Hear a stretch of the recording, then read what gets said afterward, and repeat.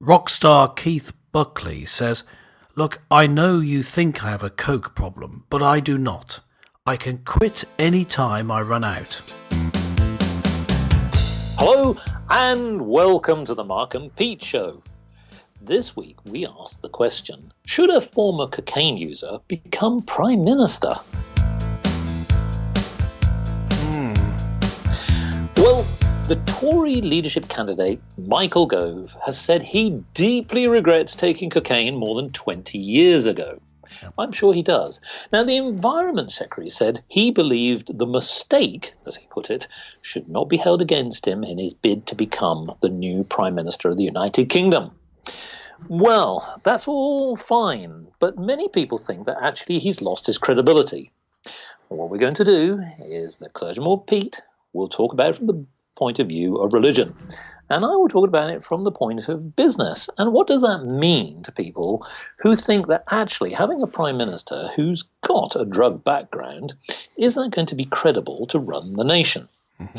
But as far as I'm concerned, Mr. Gove, here is a little message, and it's called the High and Mighty.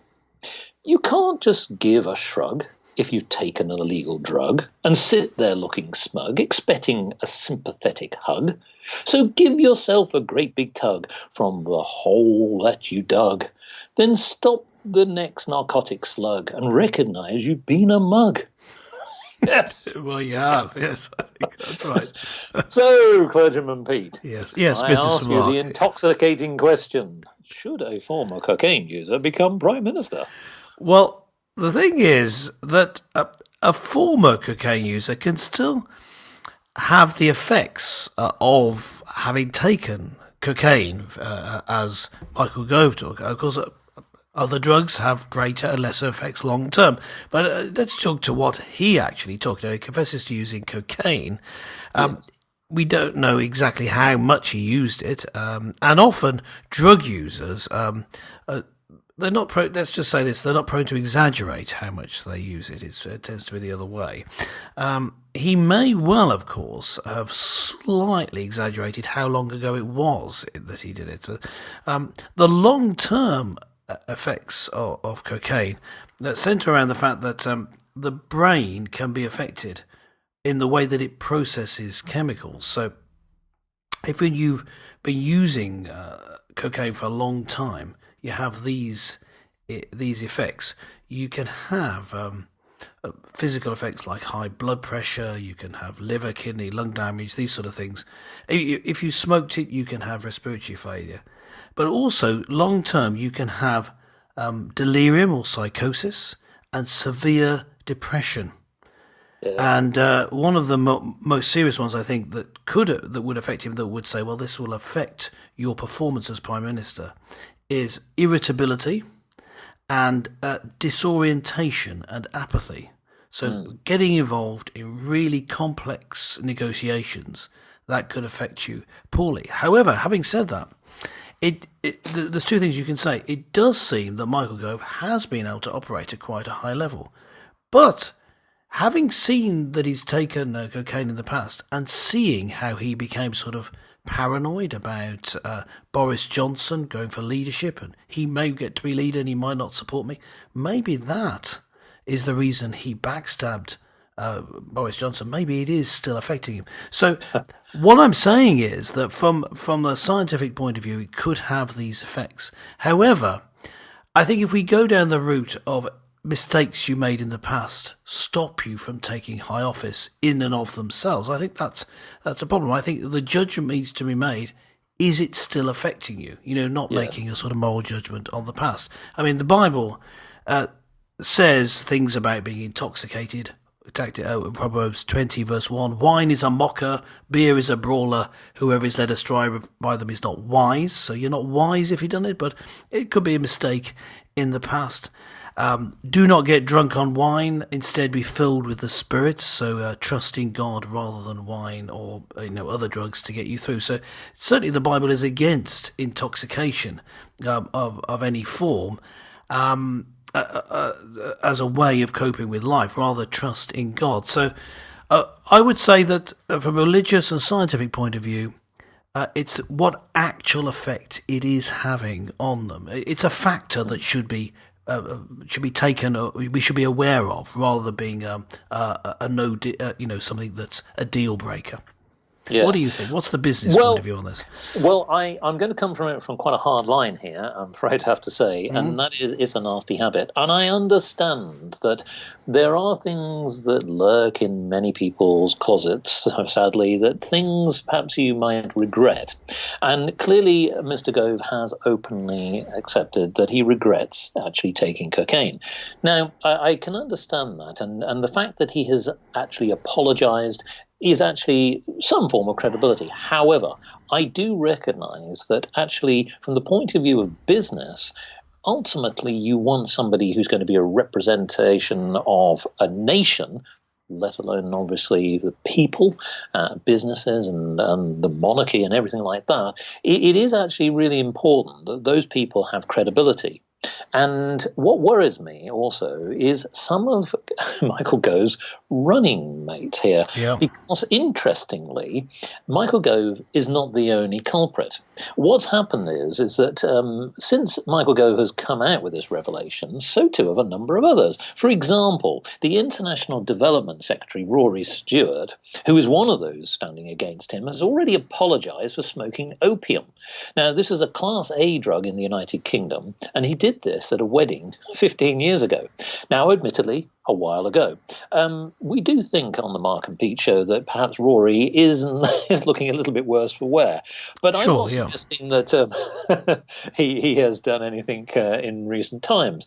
But even Boris Johnson himself, who is actually the favourite to succeed Mrs May as Conservative leader and to be the Prime Minister, has actually had accusations and claims that he's taken cocaine at university. And this was when he was doing an interview by Marie Claire back in 2008. And he replied then that he was only 19.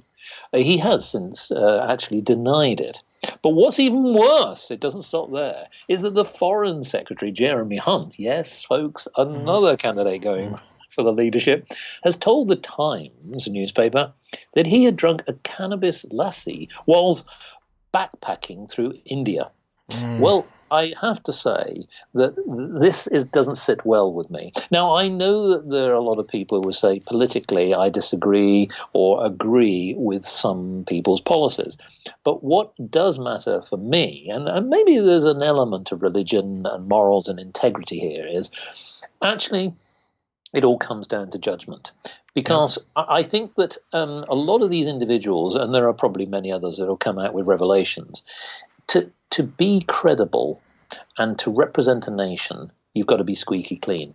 And I understand that many people will say, well, that's going to eliminate an awful lot of candidates. But I still believe that there are other candidates who have integrity, have not done anything wrong, will not do anything wrong. And there are lots of other candidates who are running for the premiership who will not have taken drugs. And in my opinion, I think that actually it would be wrong for these candidates to go forward. Now, there are probably a lot of listeners that sort of saying, no. There are many leaders in business. If we take Elon Musk, good example. Yes, the show recently. Please take him. Elon Musk, who took cannabis whilst actually being interviewed on a podcast, criticised heavily, damaged his reputation. And this is another example where I think it is all about being a leader. Now, obviously, in Elon Musk's case, he's not running for being a prime minister or a president yet. But nevertheless, these are the sort of things that we don't want to see from leaders. Yes. So in my opinion, I think that they've effectively eliminated themselves. If I were to be voting for them, I would go with a candidate with a cleaner record. Yes. Now, I understand that, and people listening may be interested in the fact that from the business point of view, there's more of a judgmental attitude, and I think this is it. This is often a misconception that Christians, a religious point of view, is judgmental, but the religious point of view is often offering forgiveness, but the business side point of view looks at outcomes. we've got to have someone who can effectively lead. And, I think we need both points of view. That's why we have the Mark and Pete show. But what I would say is, just a couple of points to add. One is, if these people we're talking about who've been taking drugs want to recover completely and not have these effects on their life, surveys done on people who are trying to recover from drug abuse find that if they're churchgoers and spiritual and belief in God, they tend to have lower anxiety, higher resilience to stress, a more optimistic life orientation, and greater, at least perceived, social support, so they're able to cope better with whatever poor effects still remain. And finally, what I'd say is, well, it's up to the voters, isn't it? It's up to people who vote. You said if you had a vote. So my view is that if it's out in the open and all the facts are out there, then we could, it's meant to be a vote. So therefore, we have to leave it up to, in this case, trusted or not so trusted MPs, first of all, to vote. Within the Tory party. Yeah. So yes. I think if you're in that position, like Michael Gove's in that position, and he admits to it, and we now know about this, then as long as he is telling the truth, and he isn't, for example, actually a current heroin user or something like that, then I think it's fair enough. He's put it out there, and people can make their decision as to whether he should be the leader or not.